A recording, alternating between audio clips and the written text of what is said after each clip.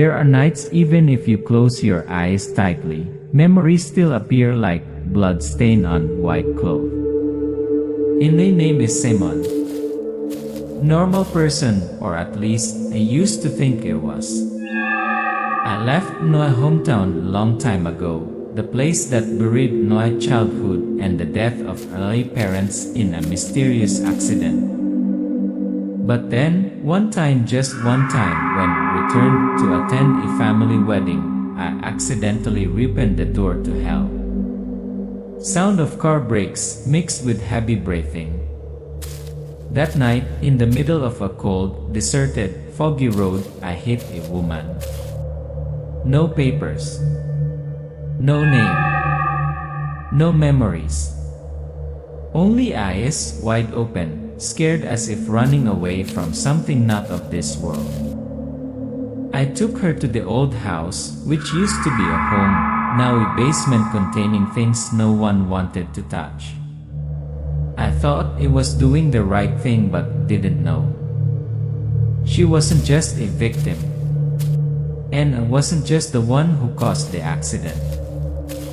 We knew each other from a previous life.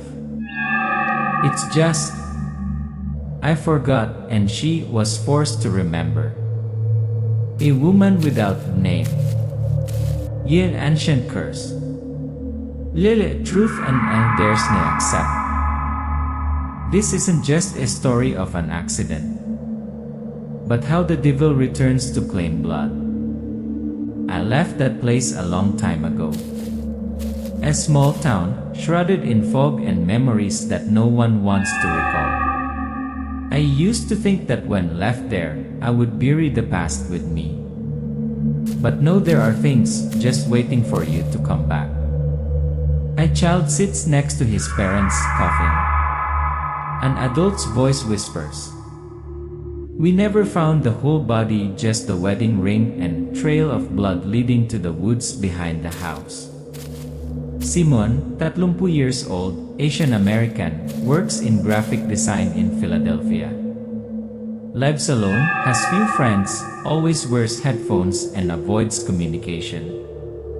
On the desk, old photos of his parents, a wedding invitation from his only cousin who is still in contact, Rosa.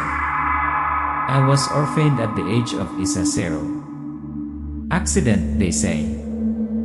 But deep down, I know it wasn't just an accident. I grew up in foster homes, survived Eli studying and working like a machine. And now, I have to go back to what people call home. Simon turned on the radio, static. He turned it off, sighed, gripped the steering wheel tighter. In the rearview mirror, the image behind the car was empty. Simon continued. I don't know why I was so nervous. Maybe because my family's old house was still there. Maybe because Rosal was the only one who remembered me. But maybe it was because I had the feeling I shouldn't go back. The car turned onto a country road, no lights, no signs, just the sound of tires grinding on wet pavement. Suddenly, yelled. Simon slammed on the brakes. Head lightly hits the steering wheel.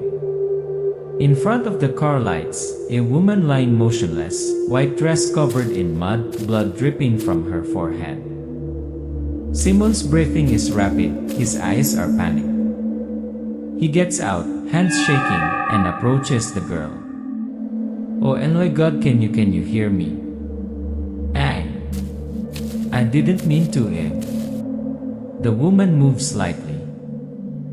She's alive. Simon carries the girl into the car, drives through the night to the nearest hospital, a small, old, deserted clinic. Doctor. She's hit her head, needs a CT scan.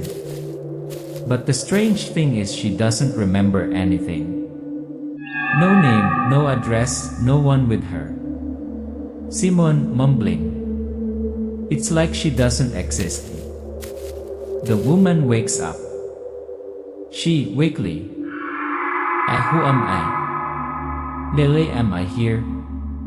I can't remember anything. Simon looked at her, his eyes filled with guilt and curiosity. I couldn't leave her. For some reason, I felt responsible. And so, I brought a stranger, no name, to the very house where my family had disappeared. That's where it all started again. But it's also where no one ever leaves intact.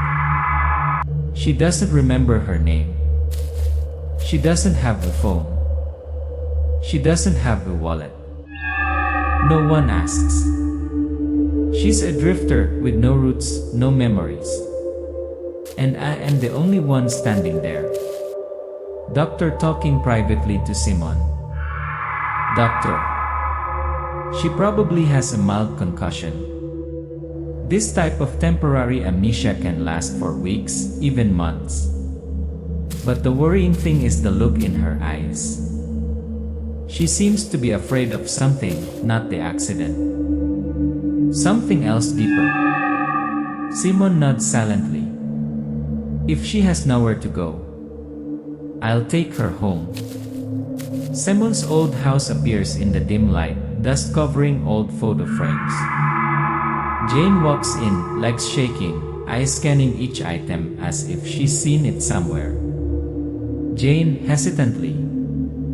Have been here before. Lele, is it so strange yet so familiar? Simon. Maybe it's just your memory coming back. Take it easy. The clock ticks. The air vent creaks. The image in the mirror, a glimpse of a silver-haired woman standing outside the window. Simon says, I didn't tell her about this town, about the whispers. That in the woods behind my house, there was a woman who lived alone, who never died. They called her the Night Mother. She carried the grudge for 3 generations. The first night, Jane wakes in the middle of the night, whisper echoes from the hallway, give me back my daughter. She opens the door, no one is there. She looks in the mirror, a dark figure stands behind her and passes Eli. Jane, trembling, whispers, Who is it? I don't remember who I am but I feel. I've died at least once. The next day, Simon dusts the old frame, a black and white photo of his mother in the distance, a strange woman standing in the trees. Scene, Simon and Jane have dinner. The atmosphere softens. They both begin to share. Jane. Haven't you ever been afraid of this place? Simon. Yes. But I have no one else but this place. And now, I think you don't either. Mid-conversation, the electricity hums, the light flickers. Jane, startled, gets up and looks out the window. There she is again. This time closer. Jane screams. She's looking at me. They're outside the window. Simon runs out, no one is seen. They turned back and saw handprints in dirt on the inside of the glass. Night. Simon dreams. Blue-gray light. He walks in the woods. A woman's voice sings a lullaby in the distance. The further he walks, the clearer it becomes. He sees his parents. Blood on his shirt. A shadowy woman with silver hair pulling his mother away. Simon wakes with a start, his shirt soaked with sweat. She was here. She was. Every night, Jane sees her closer. And me, every dream takes me further back into my childhood. Memories I thought were buried are now digging themselves up. The screen fades to black. The words appear slowly. The past never sleeps. It's just waiting for a reason to come back to life. Jane stood alone in front of the mirror. Her hand was on her stomach. Her eyes were bewildered. In the mirror, behind her, was the shadow of an old woman in a ragged white dress. She's getting more and more different. Not just because of the dream, not just because of the illusions, but because in her belly, there's a life. And it makes something awaken. Small hospital. Ultrasound image. Fetal heartbeat echoing in the small speaker. Jane gasped, holding Simon's hand until it turned purple. Doctor. About 3 months pregnant. Everything's normal but her blood pressure is very high. It could be psychological. Simon. She doesn't remember having sex with anyone. No boyfriend. No one has ever been with her. Jane, whispering as she leaves the room. I don't know who I am, but I know this baby isn't from the present. Night. Jane dreams of giving birth. She lies on the wooden floor, crying, blood all over her body. An old hand strokes her hair, calling softly, Amara, you must protect your child. Jane wakes up screaming. I am not Amara. I am not her. Simon runs in. Jane is shaking.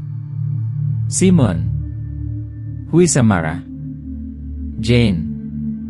I don't know, but every night there is a voice calling me Eli that name. Simon flips through the old town records, the town hall archives. He finds a blurred newspaper entry. The body of the missing young mother has not been found. The people say that Miss Amara, pregnant, disappeared after a strange ritual in the house at the end of town. Relatives confirm she lived in the wooden house number 17. Simon, whispering. Number 17 is the house I live in. Simon and Jane stand in front of the old well behind the house, covered in moss. Jane feels a strong nausea as she approaches. Jane. I know this place.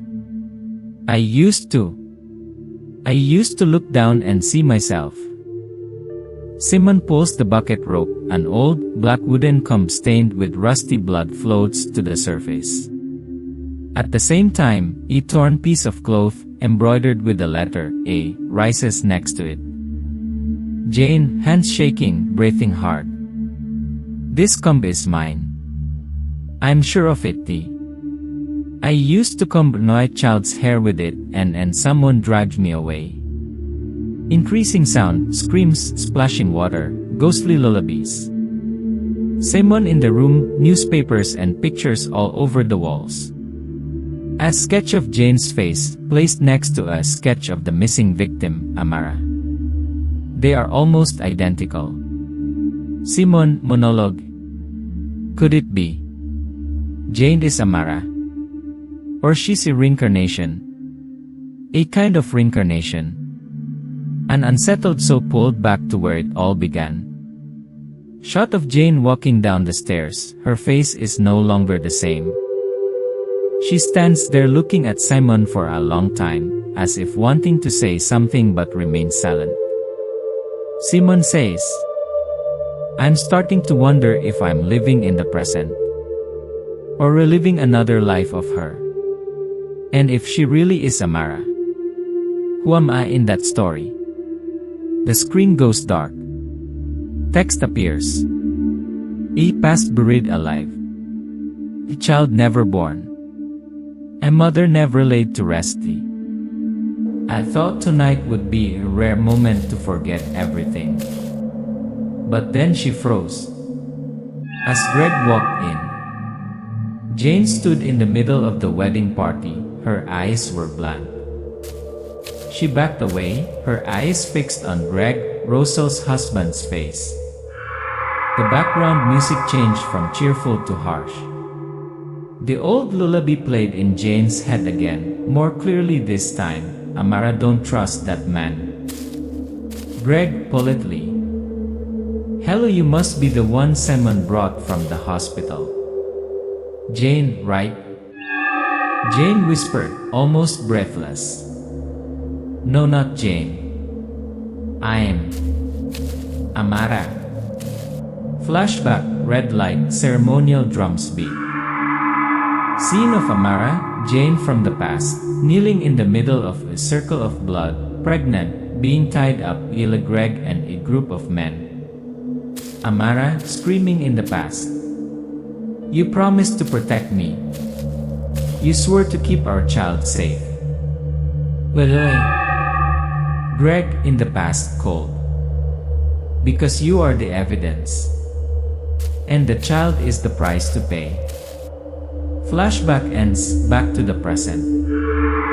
Jane is in tears, her eyes burning as she looks at Greg. Jane, I remember.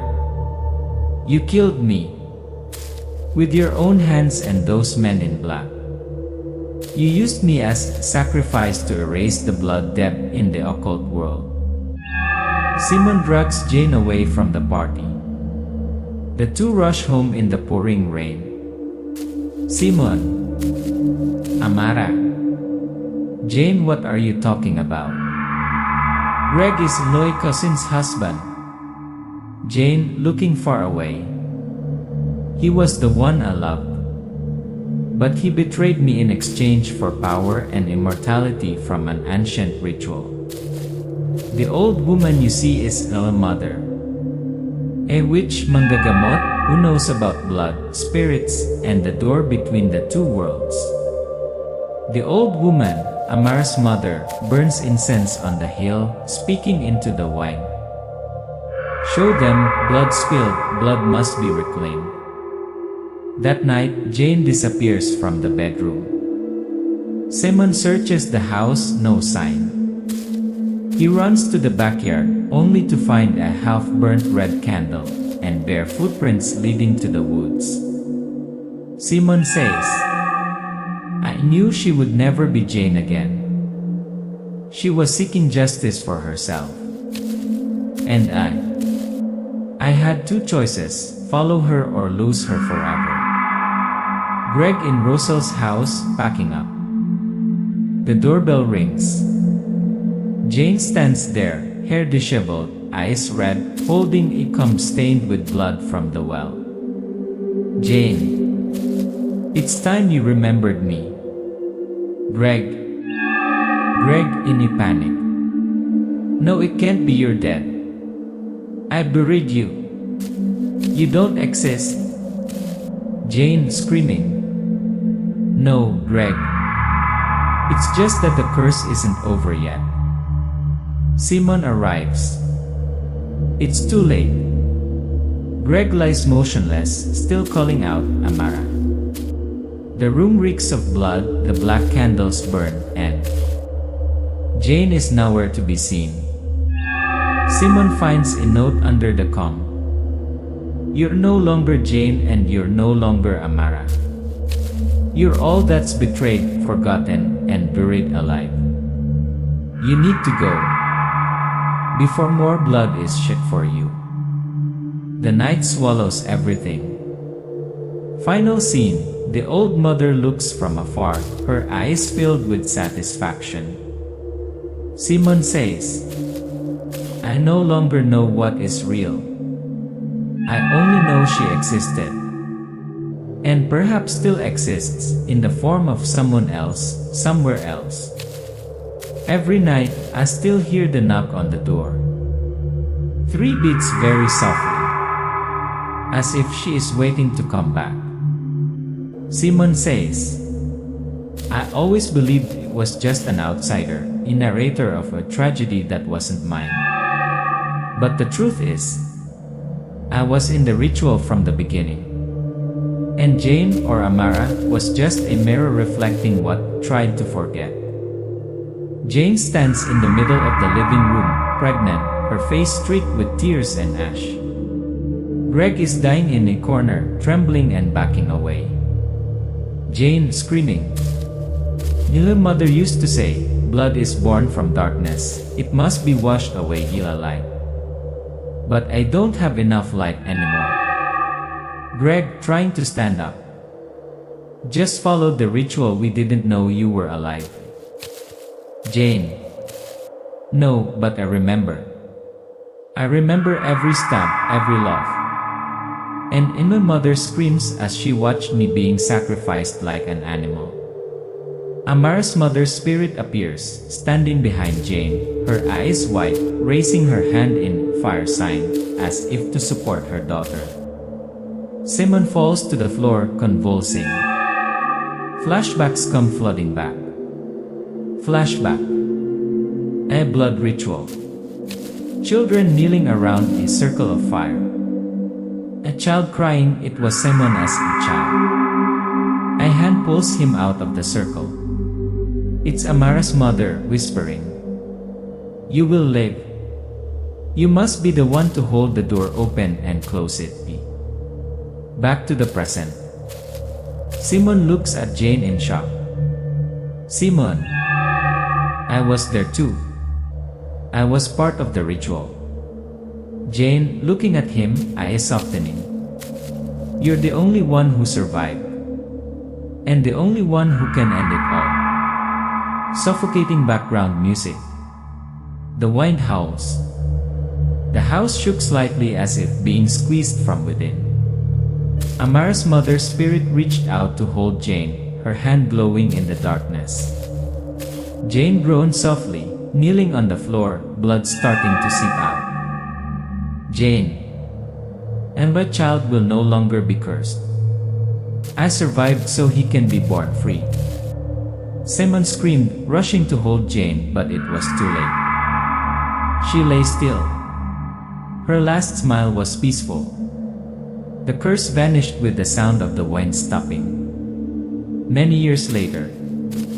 Scene change, daytime. The old house was now clean. A wooden writing desk, sunlight streaming through the window. Simon sat writing near a hand. "I no longer believe in coincidences. I don't believe in dreams. Only memories and blood never lie." Her name was Jane, but also Amara. And the child is still growing somewhere, like new beginning. I write these lines, not for anyone to believe, but so that I don't forget. Simon closes the notebook, stands up, pours coffee. Outside the window, a 45-year-old girl is playing alone with a doll. Simon smiles, but when the camera turns, the girl's eyes are exactly like Amara's eyes when she confronted Greg, deep, full of memories that don't belong to the present. A curse can be broken, but a soul never disappears. The screen goes black, the only sound is the girl's laughter echoing in the distance, then it stops.